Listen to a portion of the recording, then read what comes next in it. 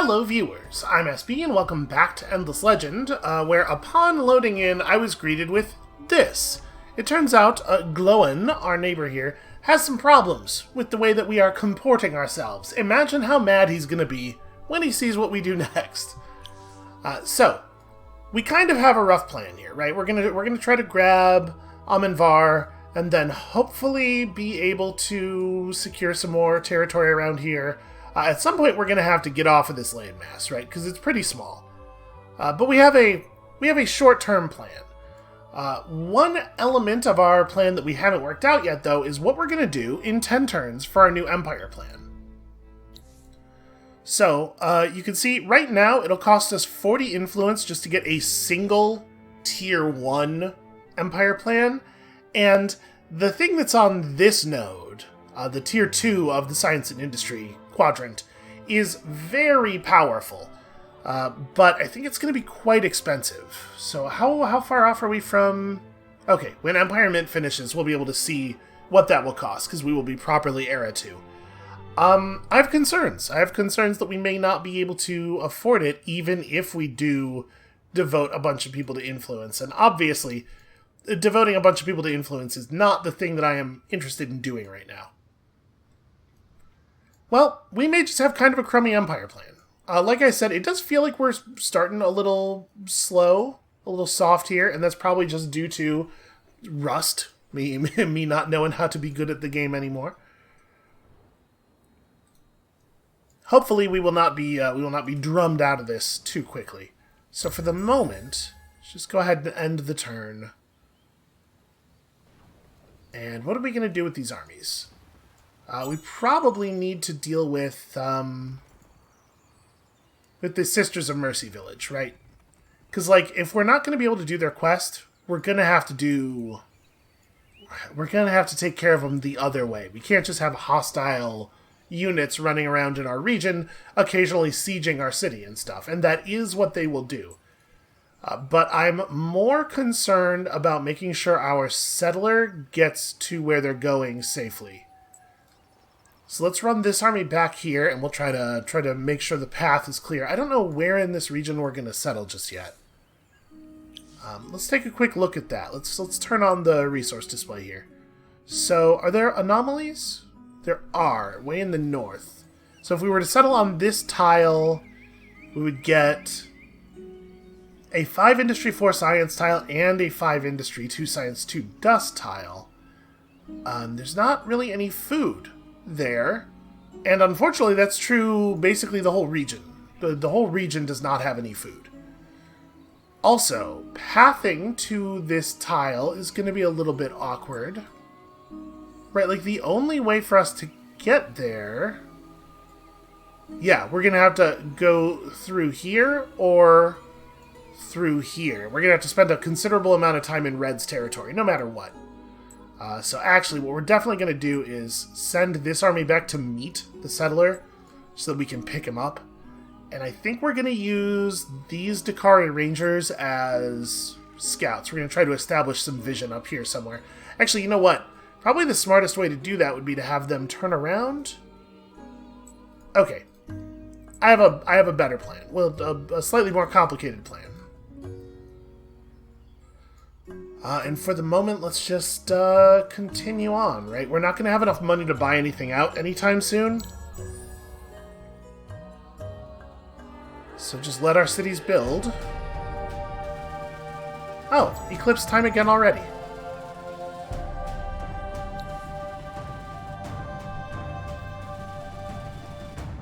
Okay, we definitely saw mention of the Urkins before. This is what the deal is with those. They're basically... kaiju. They're essentially giant monsters that live beneath the surface of Auriga, and sometimes they are provoked up to land here. The ancient Urkin beasts are stirring. As violent tremors shake the ground, frightened surface dwellers whisper that the fabled creatures may be more than just myths. Soon one will surely break through the crust, bringing a threat and an opportunity for all Auriga's races. Here's the thing, the Urkins aren't so bad. You can make friends with them. They're very reasonable people. So I guess we'll be on the lookout for that, for an opportunity to do that. Also, We've entered Era 2, the Age of Glory. Hooray for us. So, like I said, let's have a quick look at the simulation. It's going to be, okay, 120 influence. This will reduce the cost of buildings by 33%. So obviously that's a pretty big deal. You can see the Tier 2 in Empire and Expansion is 25 approval on all cities. Very strong. This reduces the amount of dust necessary to buy things out. Buildings specifically. And this one's just plus 30% attack for all of your units until the next Empire plan. This is the one that really matters. We have, what, 8 turns? We would have to generate a really large amount of influence to be able to do that. We'd have to get up to 10 per turn. I mean, we could. It's not totally unavailable to us. But the amount of industry we would lose doing that might not make up for the gap. Because remember, like, as in any 4X game, resources are worth more on early turns than they are on later turns, because, of course, all of these games have, like, massive positive feedback loops on buildings and stuff, so... I'm pretty unsure. Alright, here's what we're going to do. We're going to disconnect the hero. The hero's going to run down here to make friends. I guess I could have just reassigned him to this army when it completes. But I actually kind of want to fan out. Now that it's eclipse time, I think we want to just fan everything out and try to be ready to grab confluxes. And then this is a temple ruin, right? Yeah, so we'll be able to search that. Unspoiled, unspoiled. There's not another temple around here anywhere. Okay. And you are going to hang out up here, technically not in safe territory, and just give me some good high ground vision of this area. We know, or at least we will know, where their armies are, obviously, thanks to the sharing, but I want even better information than that. Especially, I want to know if they try to run a settler out anywhere. And I guess we can turn this off for the moment. Alright, let's see what happens. Oh, also, we should, like, do some research. So... we have access to a whole bunch of new stuff. Of course, there are more buildings that produce resources, and those are valuable. There's some basic diplomacy with other players technology. Allows us to create peace treaties. There is this Imperial Highways, which lets us build roads between our cities and establish trade routes, which will dramatically increase our dust output once we get them properly established. There's another great big approval building that also gives food and dust. There is the ability to load your land units into transport ships, obviously, tremendously valuable. This thing allows us to bring our armies up to 6 units each instead of 4. It also does increase military upkeep this early in the game when we're still really short on dust. This can be a little dicey, but obviously being able to start a battle with 6 units on the field instead of 4 is a pretty big deal. Here is our big tough infantry unit, our special like heavy infantry guy. Obviously a huge benefit to our army, given how archer-based it is right now. And then also, here we have the good glass, steel, and titanium armor and weapons technologies. These will dramatically improve the effectiveness of our troops, but if we don't think we're going to be at war yet, it is often worth just skipping these two and waiting until you get access to the better resources to make better weapons. I kind of don't want to go to war with our neighbor. I would love to just wall him off and then have him suffer quietly in the corner while we figure out our stuff. So let's not go for military stuff right away. This gives industry improvement on forest, usually pretty exciting. Less exciting for us because we just didn't generate in a place that has that much forest. Just like a whole lot of extra science can be very good. This is a great big food boost that does not go away in the winter. You know what, actually, our third city is going to need a big static food boost. So let's start there. And hopefully we can take decent advantage of this,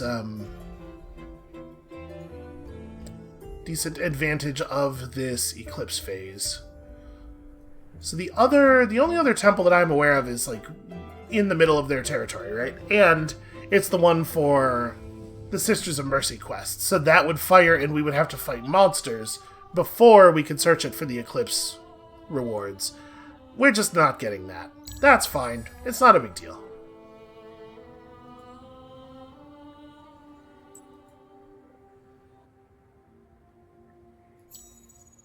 Alright, that's the circle conflux. That's pretty whatever. And yes, it is eclipse time again.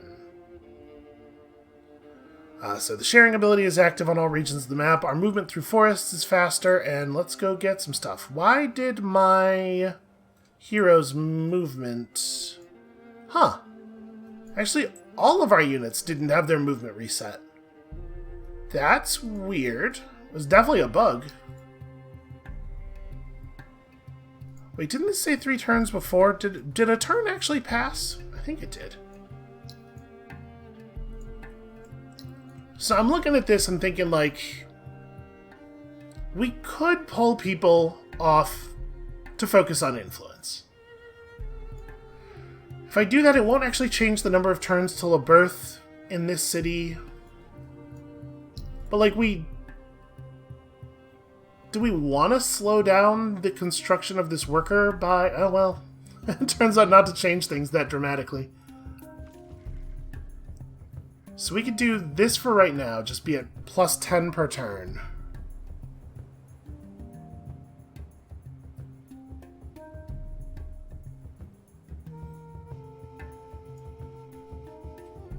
This would get us there. Yeah, alright. I'm gonna go for it. It is a pretty significant bonus. Okay, this turn we're allowed to do stuff. I'm not entirely sure what happened. Alright, 60 dust, very welcome. Our friend Tlato has leveled up once more, and I think we're just gonna head up the class side of his skill tree. Plus vision for the army, plus attack, plus range, plus damage. It's a very obvious progression that just makes every unit in the army very powerful. And then we may as well grab this. Let's get ourselves a little reduction in military upkeep. Keep you over here. And there's nowhere... I guess actually there is technically territory left to explore. There are some spaces we have not seen yet. Maybe they have temple ruins on them. We should find out. And you lot probably shouldn't go anywhere, really. Just hang out here for the moment. Alright, so 124 dust would allow us to buy out the sewer systems, and I think we probably ought to. Again, the approval boost will be very meaningful.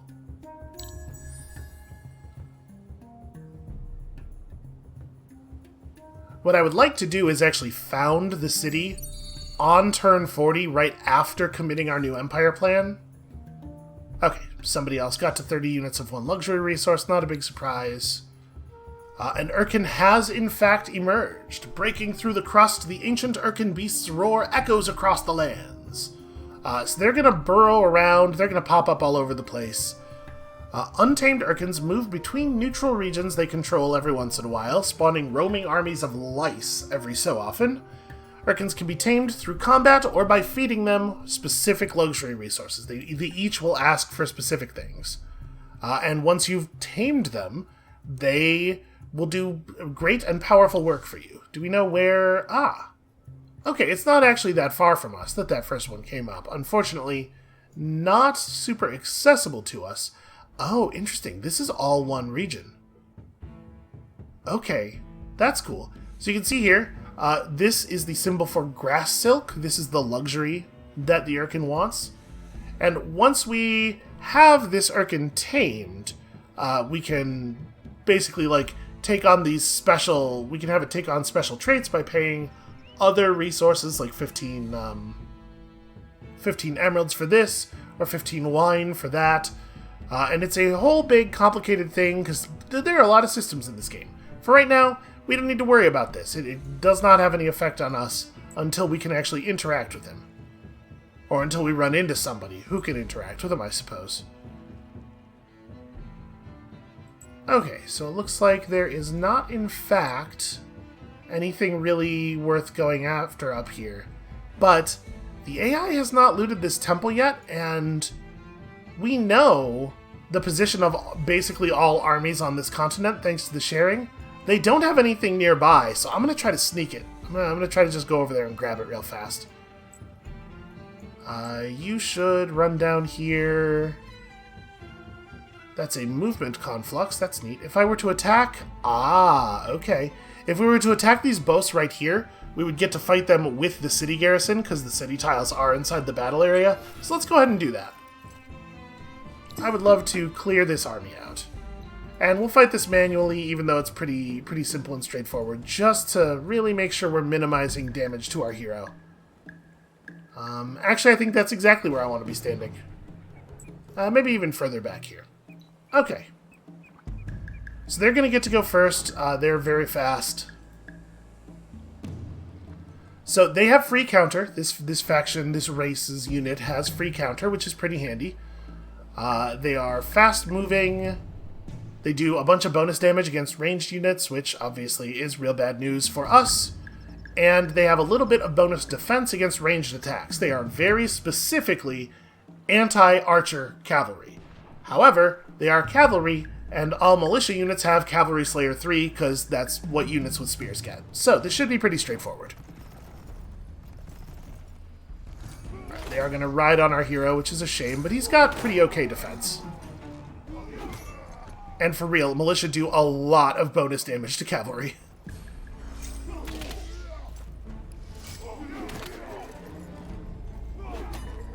Alright, well, due to the combination of their initiative and movement, we were not able to minimize their damage dealt to our hero. We get 6 XP for the battle, though.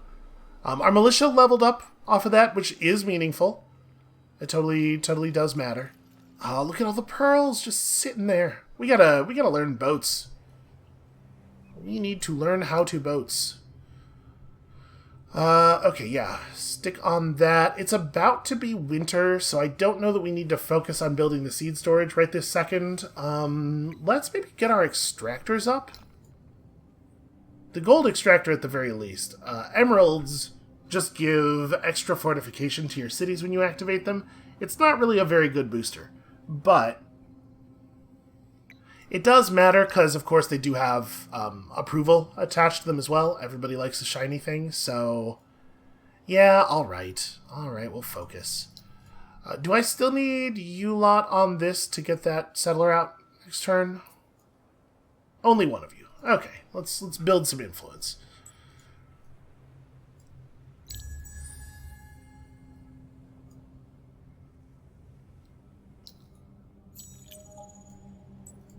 Alright, let us divulge this settler here. I may as well grab the conflux since we're right here.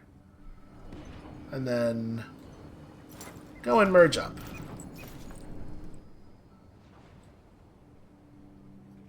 So I don't exactly know which path we want to take to that tile, but it's definitely going to be in this general direction. Oh, they have spawned an army. I don't know what it is. I'm going to wait till it stops moving around. Oh, maybe it went back in the city. Nope. Oh, you know what? We probably lose the sharing vision of it when it's in the dust blizzard. Here, let's move up to here so that we have the high ground a little bit. It totally might be in a dust blizzard space right now.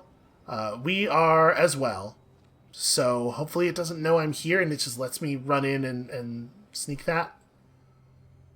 Yeah, because we could do that. We could do that pretty quickly. I would love to steal a thing.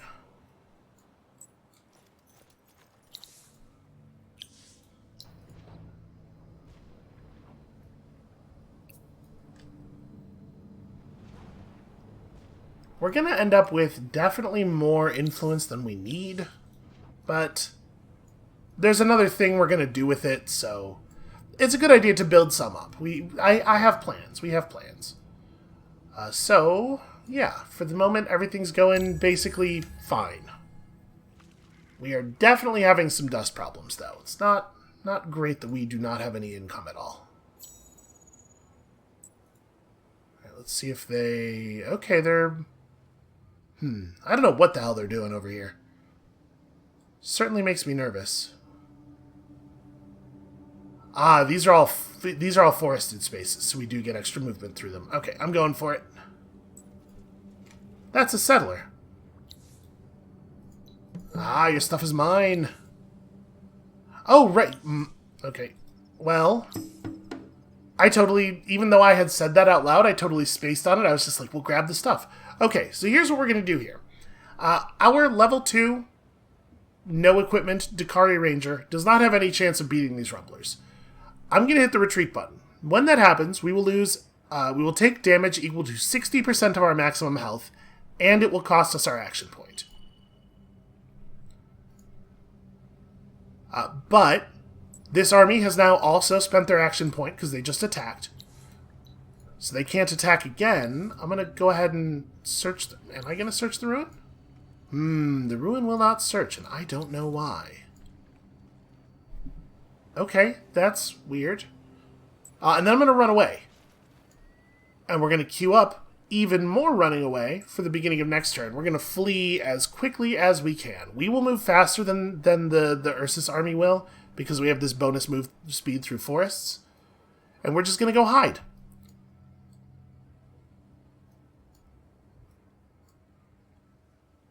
I think we're going to try to sneak around this side. Oh, that's a swift conflux. That's nice, because right now only one of our units had bonus move. So we were not able to move at 10 tiles per turn, really.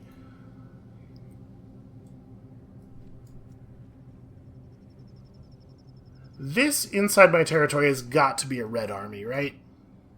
Let's move you over here. I don't think we need this vision anymore. And they're definitely coming over here with the intention of attacking me. Alright, it wouldn't be the worst thing in the world to settle, like, here and then expand into the other anomaly. It's not ideal. And obviously, like I said, we really don't want to settle until after we commit our empire plan. But if they force my hand by attacking or something, we could maybe do that. Alright, so let's make sure we hit the execute orders button very quickly at the beginning of this coming turn. One of the little changes that the Endless Legend community patch makes that I like a lot is that if you click that button, your unit will execute its move, or your army will execute its move as quickly as it can at the beginning of the turn, rather than you having to just mash it until the moment when you're allowed to give your armies commands. Oh, hey! The red killed that army.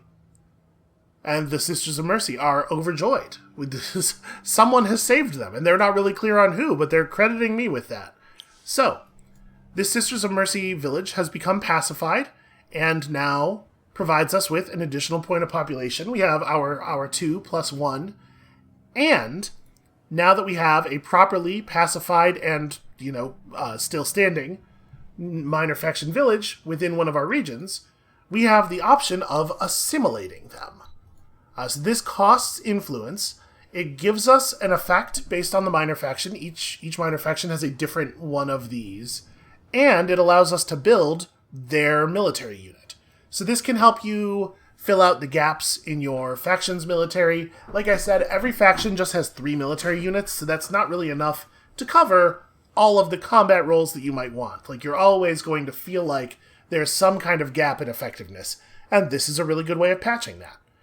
However, I don't think that they're the ones we want. I think I would much rather have the Kazanji. So I'm planning to assimilate here once we settle Amenvar. That said, we do actually have to settle Amenvar for that to work. Also this happened. We did get to 25 titanium. I wasn't even thinking about that. We do know that they have a settler coming in, so I have some concerns. I have some concerns about whether or not we're going to be able to stop them from doing this.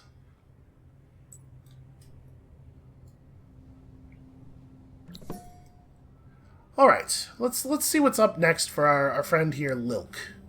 Lilk's enthusiasm for the forthcoming expedition is infectious. Even if he's pursuing a fantasy, you can't doubt his sincerity, nor his energy.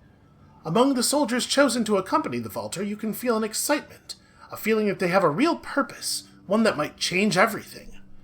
Although you shouldn't, sometimes you indulge the dream too.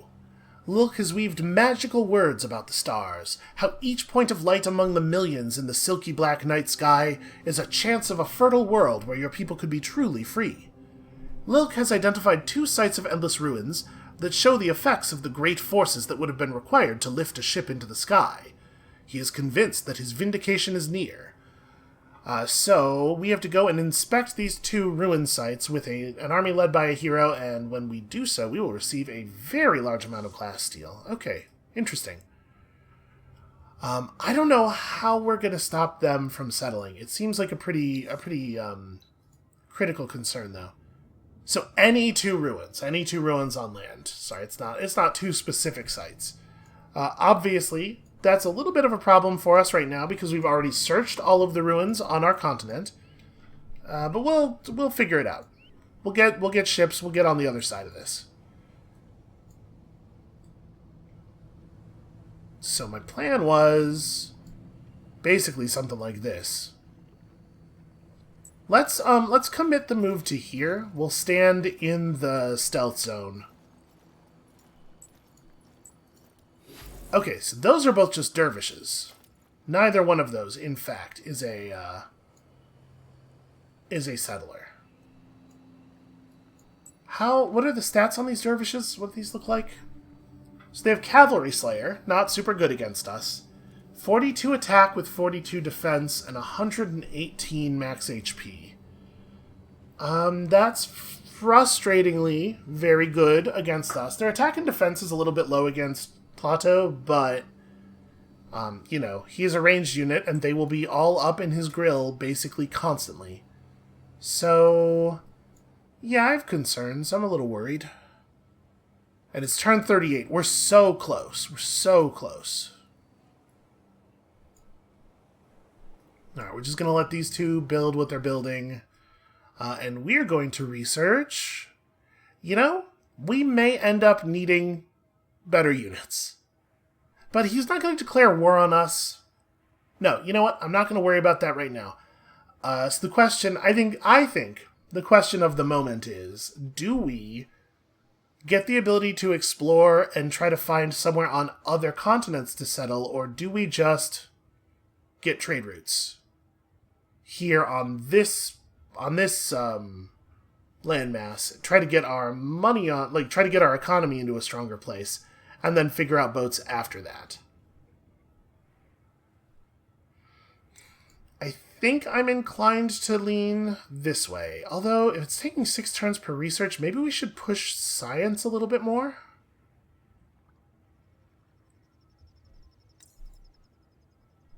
Maybe these industry buildings, even though they're not totally perfect, like the apprenticeship registry is still 1 industry on each tile that you are exploiting, so that adds up.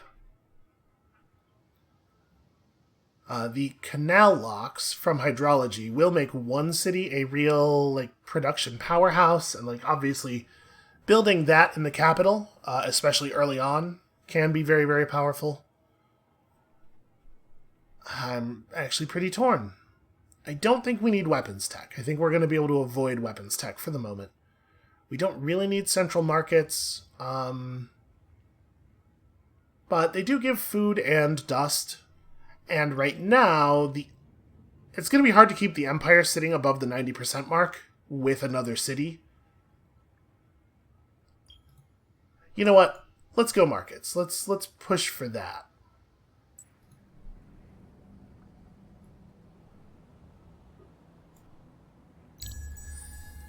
Alright, I'm really curious what they're going to do with these armies. And I'm also curious where that settler went. I wonder if the settler jumped back in the city garrison when they saw one of my units running around.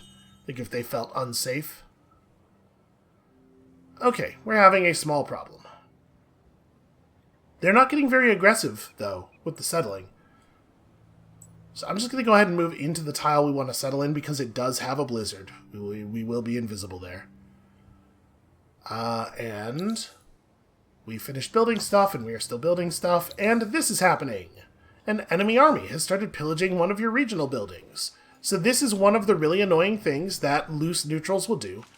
They're going to burn down the village that they came from because they don't like that it has allied with me.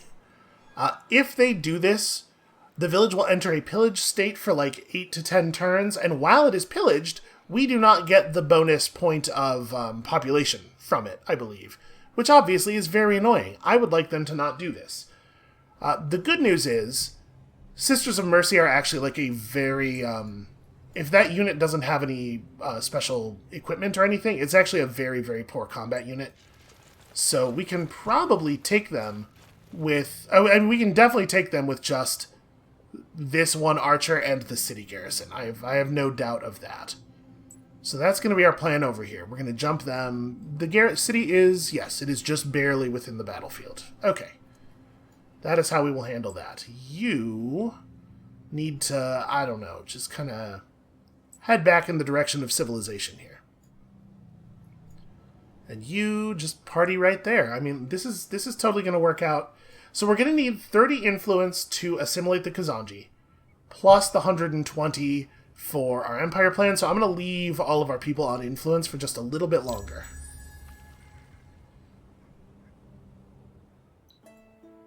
I am going to execute our movement right away to try to get our archer clear of that army of dervishes.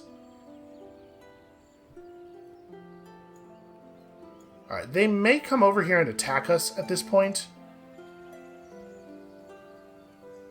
Okay, they chose not to. I'm not sure that one dervish would be able to defeat our hero, even with him being, you know, a ranged unit and everything. And apparently they were not sure of it either, which I will take. So I think that means that we don't really have any decision-making to do here. I am going to pull us off of influence focus. Let's get back to population. Let's get back to caring about some other things. Yeah, like that. Now, one thing we can do is we can try to get the next great wonder of the world going. This building gives you 25 industry per level, and it reduces the reduces the industry cost of every district you will ever build in any of your cities. It's very, very powerful. That said, it's also a little bit more contested in my experience than the first one. Has anybody else started building it? Yes, 2 other factions have begun building it, and we have no idea how far along they are, so I think there's pretty good odds we're not going to get that. I'm not going to worry about it. We have other things to be doing right now.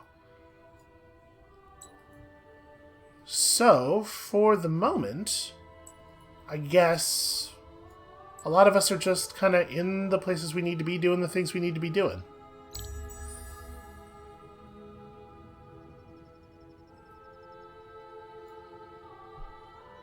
Alright, so let's commit our empire plan right now. Beautiful. And then go ahead and drop this city. Is there any other... Nope, we don't have any other boosters we want to spend. Just go ahead and press the button. Okay. 15 industry, 16 science as starting values. Pretty compelling. Doesn't have a lot of food. That's certainly an issue. But an issue we probably ought to fix. So it's about to be winter. It doesn't really make sense to work on seed storage. I think we're going to pour a bunch of money into a public granary here. I think that's our plan. Gosh, a sewer system might be nice though, huh? So you can see expansion disapproval is as our empire grows, every new city just leads to more unhappiness in every city. Certainly not ideal. Let's go ahead and assimilate you. So there's 2 reasons I want to assimilate the Kazanji. Number 1, their assimilation effect gives us a little bit of an influence bonus. Right now, this is not even 1 influence per turn. But the game does track fractional values. It will add up over time. But also, I just want access to their military unit because I think it's quite good. It's very costly, if I remember correctly. But it is a flying unit that has a chain lightning attack. And I think it will complement the rest of the stuff we have going on quite nicely.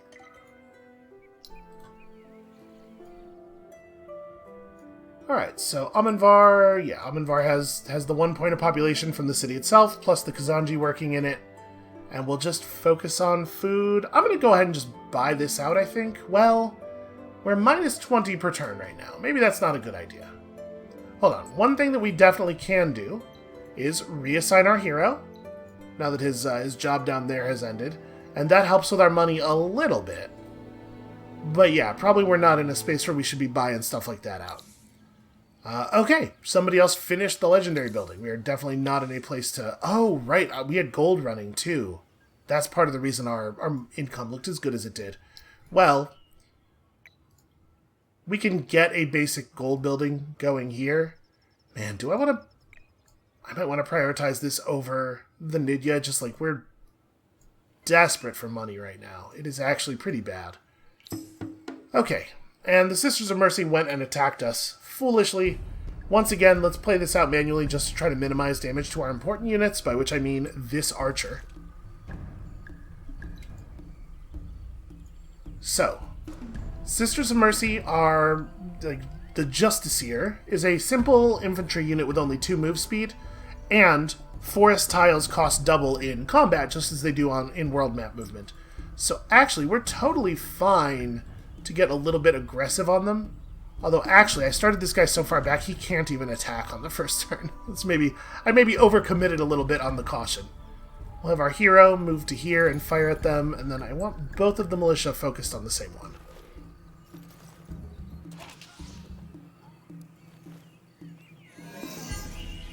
Alright, so our militia will form a pretty effective wall in front of us. Let's have you step up to there. In fact, yeah, that's fine. We like to be on a higher elevation than our enemies, if possible, because being on a higher elevation does give you an attack bonus. And let's talk about this system a little bit, because I kind of just brushed past it last time. You can see at the bottom of the screen the attack success odds table. If I right-click here, this shows us what our success odds look like against this enemy. So the way this table is generated is a little unintuitive. It compares our attack to the enemy's defense, and then when we actually attack them, it'll basically like roll a 100-sided die, and these are the likelihoods of the outcomes. There's an 8% chance we'll get a miss and just do no damage at all. A 17% chance we'll get partial, a 56% chance that we will do exactly our damage value, and an 11% chance that we will do damage and a half.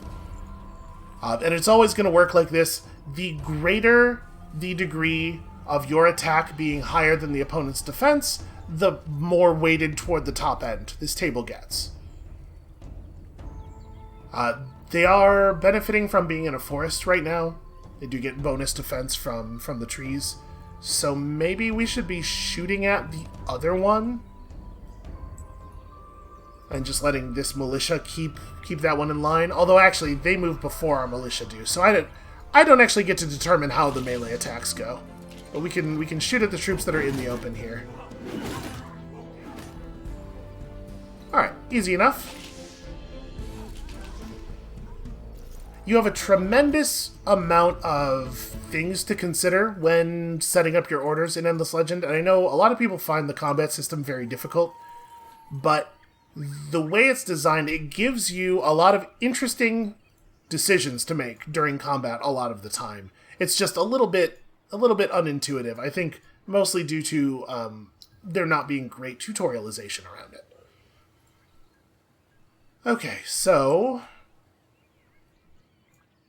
I do think we probably just want to merge our armies back up at this point. And we need to start thinking about grabbing this. Actually, maybe I shouldn't have had you run in that direction. You know what, go back. Because if we can harass the one settler that we know they have and prevent it from settling safely in Endegear, that's worth doing, for sure.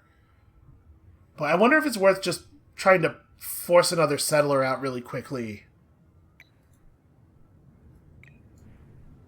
Like, what if we did this and we committed all to industry? 5 turns on the settler, because if we do this, we basically just like lock them in the corner, right? They will have to develop naval technology and go somewhere else, or starve very quickly. I have not closed my borders to them, so I suppose technically they're allowed to just run a settler across here and take Yeg. So maybe we should do that? What does it take to do that? Let's have a quick look at the diplomacy system here.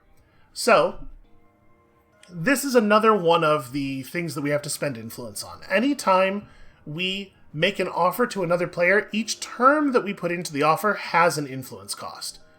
Now, there are 2 different kinds of terms. There are unilateral terms, which are marked with an exclamation point. These are, I am saying this is the way things are now. And then there are sort of more like offers, like things the other player has to agree to, like trades. We don't have access to any of that stuff right now because we don't know anything about diplomacy. If we wanted to make the unilateral close borders thing happen, it would cost us 100 influence, which we extremely do not have. So yeah, that's not really on the table. The AI usually does not like to build a non-contiguous country. Like, they probably won't settle Yeg anyway. But I'd feel a lot better if we weren't relying on probably. Well, nothing for it right now, I suppose.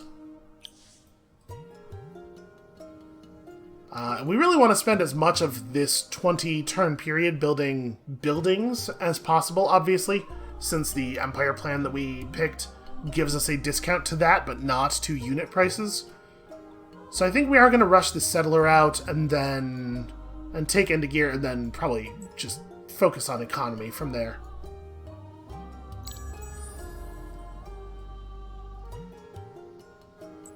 And remember, we're not just playing against the roving clans. Like, strangling the roving clans out of the game does not win it for us. We have other concerns, long-term concerns. So that's those 2 dervishes that I saw before? Yeah. I have no idea where their settler is. I mean, that could be it. It also could just be a haunt army from Endegear. It's not really a good way to know. Somebody else got to this first and has gained tactical training. We don't know who it is. It certainly wasn't red, though. That's like another thing, is just getting out in the world and meeting everybody else so we can have a better idea of what the situation is. Right now we are operating on a dearth of information, and it makes me uncomfortable. Alright, so we have our extractors here. We're gathering gold and emeralds. We have 4 gold, and with 1 extractor we're gaining 1 per turn, but it costs us 20 gold to fire a booster. So obviously, this is not going to work. We need a lot more gold income. Fortunately, we know where there are 2 more sources, here and here, so we just gotta get control of all this territory. That's all, no big deal, just take over an entire continent. Alright, what do we want to do in Slick? Probably what we want to do is build food buildings, really. We are at content here. But these higher tier buildings, unfortunately, just cost a lot more. It's going to be winter really soon, so I guess let's build the Empire Mint really quickly. And then we'll try to build the seed storage such that it finishes about as winter ends. Fingers crossed that actually works. And I think let's go ahead and build the shipyard. Let's learn how to get out on the sea, and we're gonna try to find some things out and maybe pick up some of those pearls that have been laying around. All right, I need you over here.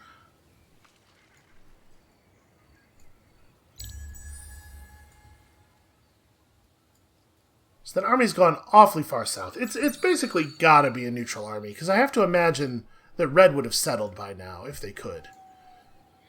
Ah, I left myself in neutral territory. That's my fault. Interesting. They attacked within range of the city, and all of their units are cavalry. cavalry with really low attack values and kind of bad defense.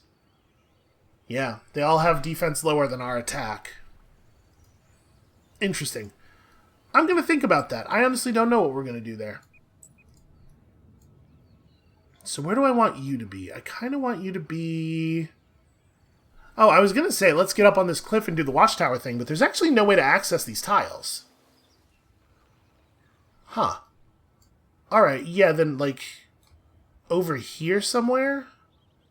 This will give us vision of them trying to move in the only way that's not through our territory. We can just try to bottleneck them. Alright, all of our cities are doing things that make sense. Amanvar's going to need that food really badly. Working on getting some population into the city before winter hits. And this is the only decision left. It would not be great to lose a ranger at this point. That's a high cost. What is the battlefield going to look like? So they're attacking us here. It's going to be cliffs. They're going to have the high ground on us. We don't really have a lot of ways of restricting movement. Because, like, an option that we have here, of course, is just to retreat. The main army involved, both those units will take damage, but we'll return them to our territory and they'll heal over time. If we have the ability to actually kill some of Red's stuff, though, we probably ought to take it. I'm going to try this. This may end up costing us, but I wanna take advantage of their hubris. So I'm going to start my units way in the back. We're going to try to make them come to us in a way that is going to have them running into our reinforcements. And fingers crossed, I'm pretty bummed out about how good their initiative is. They're going to really get to control the pace of this. Why don't you stand... Oh, that's not in my deployment zone. Unfortunately, the orange deployment zone on the sort of like brown-orange ground over here is not super visible. So how much movement do you guys have? 5. 1, 2, 3... Okay, so we probably actually do have to have the hero standing here, otherwise they get to just attack our archer for free. Can you get... Yeah, that's not cliffed. Okay, we can move our archer all the way to the back corner here if we want. On the first turn. And a thing that should be noted, we haven't talked about it much yet, but all of our units, all the Wild Walker specific units have this Forest Rage trait that gives plus 50% attack when they're standing in a forest tile. So fighting from this high ground up here that's hard to access should be pretty powerful for us. So they're going to get to attack. They're really going to get to pick their positions here. I think we do want the Dakari Ranger to run up to this tile, though. And I'm going to have the hero run to here and just block this off so that they can't even access her. And then there's another concept that we got to talk about here real quick. Morale. You can see this indicator on each unit. That is their morale. Each point of positive morale... let me try this again. Each point of morale modifies your attack and defense by 15%. You can have up to +6 and as low as -6 morale. Units get bonus morale for standing adjacent to other friendly units. That's why these guys all have the morale they have. You can see our dude here has 0, but this guy has 1 because he's standing next to the hero. And then there are a couple of other things that give morale. This unit is standing in one of our city tiles, and so gets a +3 morale urban area bonus. And then there are some units who have special abilities that will affect morale. One very important thing to note is that any unit that has any version of the range trait gets -1 morale per adjacent enemy. So for each enemy standing adjacent to your archer, they lose 15% attack and defense. So it's very important to protect them, which is part of why we're doing this the way we're doing this. And I don't actually get to make a lot of decisions with these guys, but let's just try to focus on the same person here. Okay, I figured that would happen. They're not going to be able to reach the Dakari by herself for the moment. So because I gave her an attack order that did not or a move order that did not include an attack, she just picked her target herself. It's very important to be careful about that. It's really... You cannot necessarily depend on units to make good decisions on their own. So try to give people orders that are as specific as possible. Keep in mind, she is getting the forest bonus here, so there's a chance she'll stand up to an attack or two, but they are definitely going to be able to get in on her this turn, if they want to. Looks like they're focusing on the hero, which I really appreciate.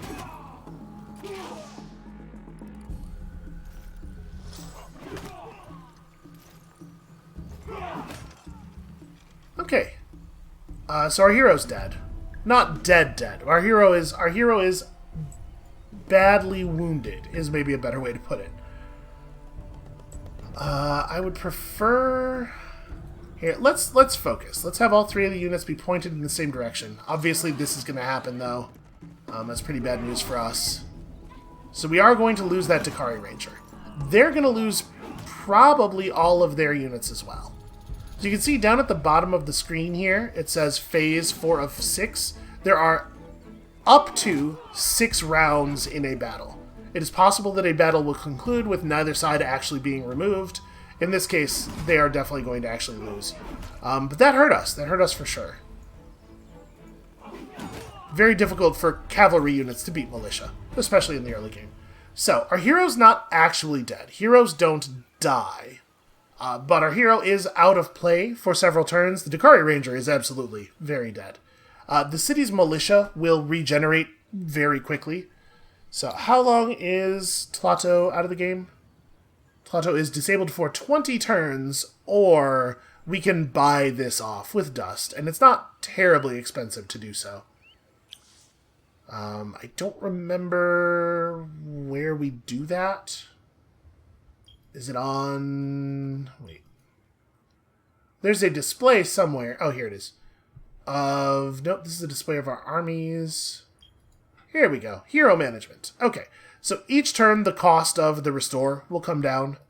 I thought there was a chance we were going to lose the archer there. I didn't really think there was much chance that we would lose the hero too. That definitely went a lot worse than I was imagining it might. Yeah, bummer, man.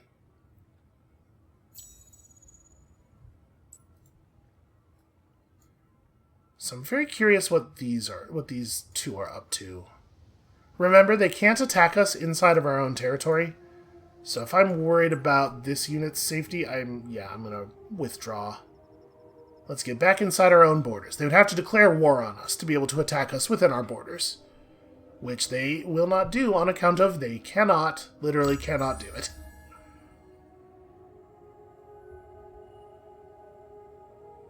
Okay, got our glass steel extractor up. We have strategic resources. We have plenty of strategic resources. So we could be trying to organize trade. We could be trying to trade stuff off if we had the diplomatic resources necessary.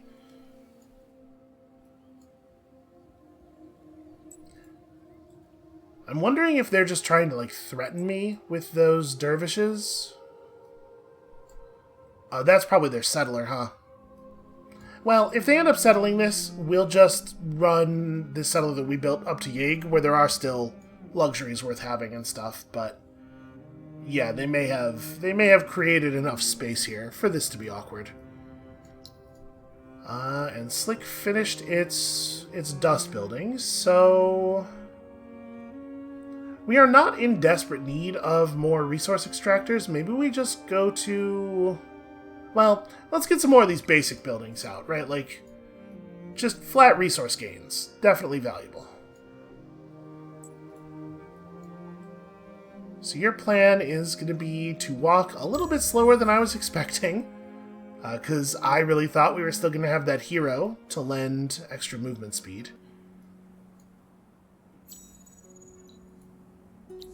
Alright, so how bad is this winter? Oh, this winter comes with an additional minus 25% dust output. Actually, super grim. And this unit did not get its movement points back again. Maybe there was some kind of rules change? That's very strange. Well, obviously, this is not a rate of dust loss that we can sustain for very long. We're probably going to have to move points of population in our cities over to dust management. It's going to be a long time before we have enough gold to run a gold booster. Yeah, and this, by the way, is with our empire maintaining happy approval. When we put down this next city, it's going to change the balance on this, and we're definitely going to lose that 15% dust bonus. So things are looking a little grim right now. Like I said, pretty rusty. Is it going to make us lose this game? I don't know, maybe. That totally might happen. Okay, we have the ability to move again. Pretty happy about that, if I'm honest. Okay, there is only one army in the region. It probably is the neutrals. Can I get them? Could I attack them close enough to the city to... Yes, I could. I could include my city in this. So we could burn the other two dervishes, probably. I think we would definitely lose this archer. And as such, that probably means we shouldn't do it. But we could cost them more than they cost us. That is almost for sure. You know what? Let's maybe develop, first of all, the ability to move around faster on land. And secondly, the ability to do trade routes. So you don't have to build the road tiles individually in this game. You just build a building in the city that says, like, hey, this city is open for trade. And then any city that is in a region adjacent to that, the roads will automatically be created. Out of curiosity, what is this? Be the first to raise one of your heroes to level 8 at the end of turn. Okay, so these are legendary deeds that are not available yet, but you can see we've made a little bit of progress on them. Yeah, just have a huge amount of dust laying around, and then of course there's another legendary building way up there. We'll get there. We'll get there eventually. So we're rebuilding that village. That's probably a good idea. Our city is starving, but it's starving slowly enough that at the moment we're not actually going to lose a person. So I'm not going to worry about it too much. If we move the people from Slick onto Dust, it stops the hemorrhaging at least. I'm going to take it. I'm going to keep Amanvar food focused. Should probably get our mill foundry in pretty quickly. 110 dust to buy this out. This is cheaper, by the way, because of the fact that we have that Empire plan that lowers the industry cost of the building, because obviously you're paying a dust cost that is based on how much industry a building costs when you're buying it out. So once we're no longer in winter, we're actually going to be positive on dust again. We might be able to buy this out pretty quickly. Maybe I even make it... No, let's get that granary up first, I think. But they're both very important.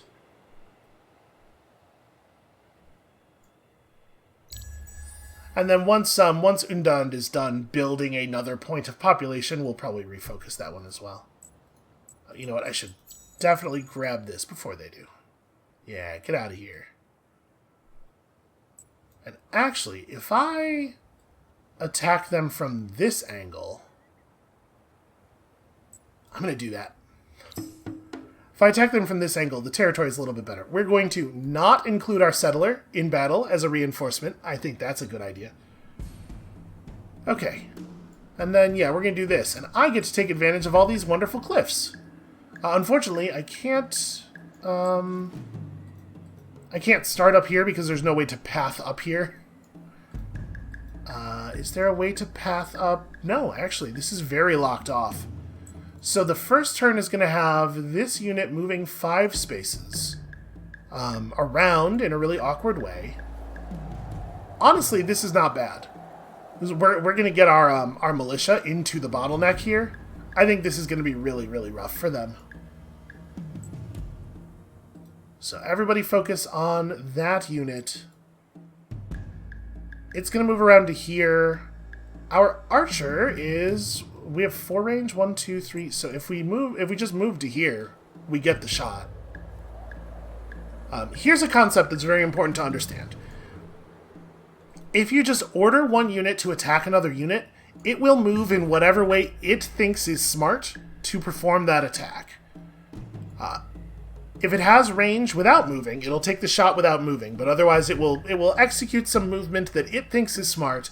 And again, it is my recommendation that you tell your people what to do as precisely as possible. If you give a movement an order like this, like move to this tile and then attack that unit, they will definitely execute the move, and then they will only perform the attack if they can do it from that tile. This keeps our archer from running forward if this guy does something weird and unexpected.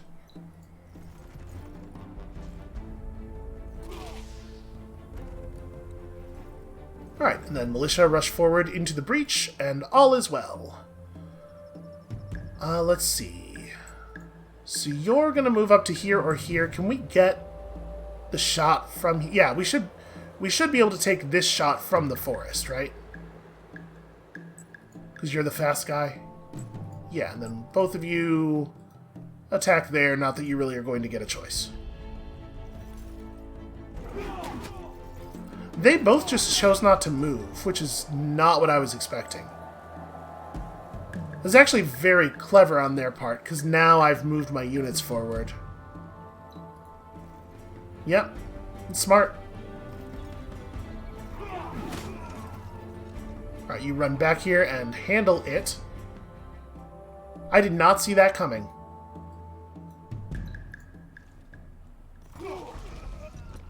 Again, there's a lot of room to be clever in this battle system because it's not just the player making a decision before moving every unit. And I think that there's so much cool strategy available here. Alright, are you going to get that done? It's pretty close to finish. Do we need to keep people on that? No. Okay, it'll get done in one turn no matter what. Yeah, let's make some money. Let's have some dust here. I would love to get our hero back online, you know? And it looks like we are, in fact, going to get a hold of this. We're going to have a really, really hard time making our influence to repeat that Empire plan. I don't know that we're going to be able to do it. So, where are we actually going to put the city down in Endegear? Because I don't actually have a plan for this. As soon as Slick is finished... By the way, I think it's time to build the seed storage. Or as soon as the library is finished in Slick. Because I think our winter is going to come to an end pretty soon, within the next 7 turns. Yeah, if we turn this back on, we can see the steel stalks here are pretty special. Not only is the steel stalk even more effective than most anomalies, you can see that is a 10 resource tile, but steel stalks are one of the anomalies that has approval attached to them. So as long as the city is exploiting that tile, we are getting 10 points of approval. This is the only anomaly in the region, and it's in kind of an awkward spot food-wise, which is to say there is no food over here. But I think it's still probably right to settle near it. We could potentially expand, like, backwards and get food from the water. Or I could, like, settle here and then expand west and just get some food from the water down there. Oh, you know what? This tile's a river. That'll help a little bit. Yeah, maybe we settle here. And then we can build toward the river, or toward the water. I think that's okay. I think that is probably what we're going to do. I don't know if it's smart, but it is what we're going to do. We got a quest. Oh! Cooperative. Infestation. So some quests are semi-cooperative. You can see it says cooperative, but then here it says do this thing better than everybody else. But what it means is there are 4 total objectives and anyone can accomplish them. The Urkins, Khazar, Chaka, and Fakir have risen from the depths of the earth, making the ground quake with their every stride and striking fear into the hearts of every Aurigan. Their minions, the aggressive lice that emerged with them, are terrorizing ordinary folk and threaten to run rampage over the entire land. All empires have agreed this infestation needs a collective response, and have committed to eliminating as many of the lice as they can. As a reward to encourage participation in the hunt, the empires have agreed that the empire with the best number of kills will enjoy a handsome bounty. So, for each one of the objectives that we complete, we will receive 100 dust. Because the Urkin is not actually on a landmass that we have access to, we can't really do anything there, we're not going to get any progress on that. Bummer, but is what it is. Okay, let's build the central market here. I think that's a good idea. And then Amenvar, we're getting close to having some stuff done. I think maybe we ought to just buy this out. I was considering saving dust to heal our hero, but honestly, getting this city building is probably a more important immediate goal. And I don't have any idea what I want to do with you, if I'm honest. I guess follow down here, because there is this neutral army just running around. We're going to have to do something about it. And then eventually we want to settle that, and technically we're allowed to settle this region on this tiny little piece of land here. Maybe that'll make sense to do.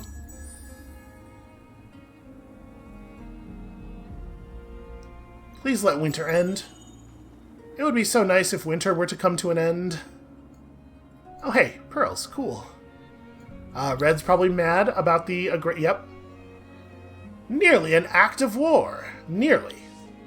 Now, there are some consequences to upsetting the roving clans. Obviously, we are not in somebody declares war on us type danger, but we are still in danger.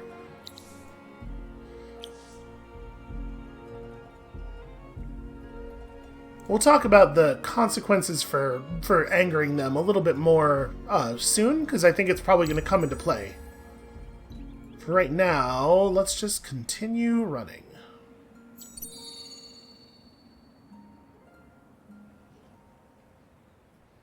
Okay, the minor faction army didn't come up right away. What we're hoping to do is bait them into a battle near the city so that the garrison can sally forth and have at them. Okay, definitely rush that out. And then this city's like already pretty functional, honestly. I think we have a reasonable economic base now, once we get this established. This is the part where we have to think real hard about whether we want to try to push everybody over onto influence, though. We kind of can't, right? Like, we sort of need to keep everybody on dust so the Empire doesn't go broke, because, boy, if you run completely out of money, it has some effects. Some powerful negative effects. We can move this whole city onto influence for the moment. That'll help. It's not perfect, but it'll help. Yeah, it'll have to do. Alright, so for the moment, you just follow around to here. And I think next turn we do the settle. I really, really hope winter ends. 1 to 5. Yeah. If winter doesn't end very, very soon, we're going to be in a lot of trouble here, economically speaking. And obviously it'll help a lot with our city's early growth if there's actually food coming out of that river. Okay, so I think it's reasonable to start seed storage. We have to leave this person on food because otherwise we have no population and negative food. That's not a place you want to be. And you... You know what we could do with this archer for the moment, actually? Let's run up here and throw this archer into the garrison of that city, which removes one of our active armies and thus lowers our military upkeep, because we are desperate. Alright, we do not have this minor faction pacified, so we don't have bonus population from that. We're going to have to fix that problem as well.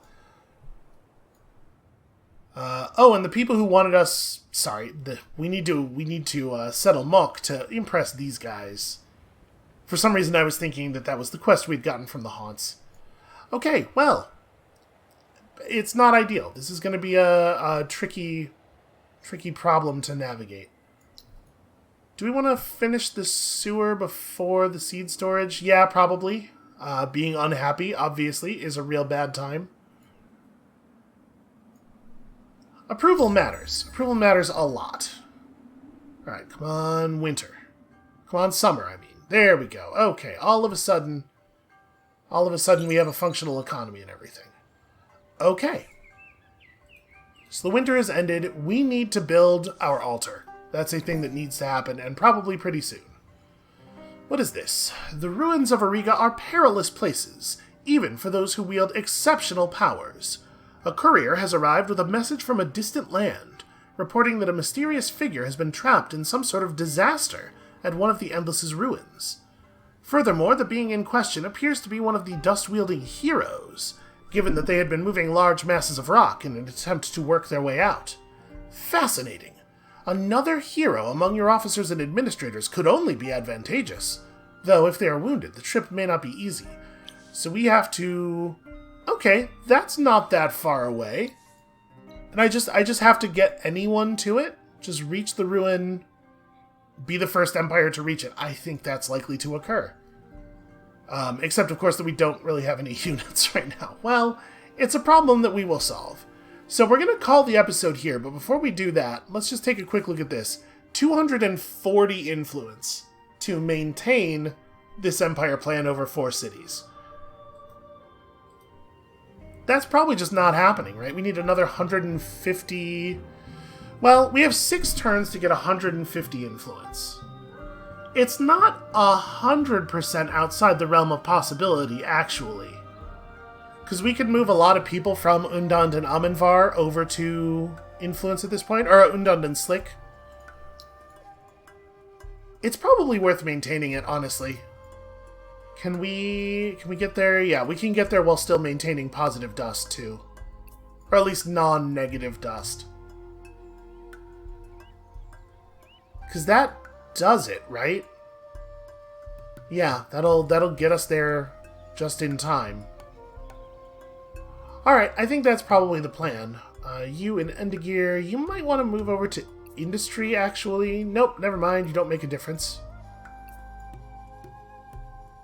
Oh, right, and food is even with the river active. Food is negative. If we move that person out of that, yeah, we have to finish the seed storage. Pretty important. Okay, well, we're doing a lot of important economic work in all of our cities, and we do have 4 cities active, which is a big deal. And we have strangled Red out of being able to strangle us, probably, so also a big deal. But in a lot of ways, our situation's kind of precarious. That's going to be it for us for today. Thank you all so much for watching. When you come back next time, tomorrow, we are going to improvise one hell of a shovel to dig ourselves out of this problem that we've created. And I don't honestly have any idea exactly how we're going to do that.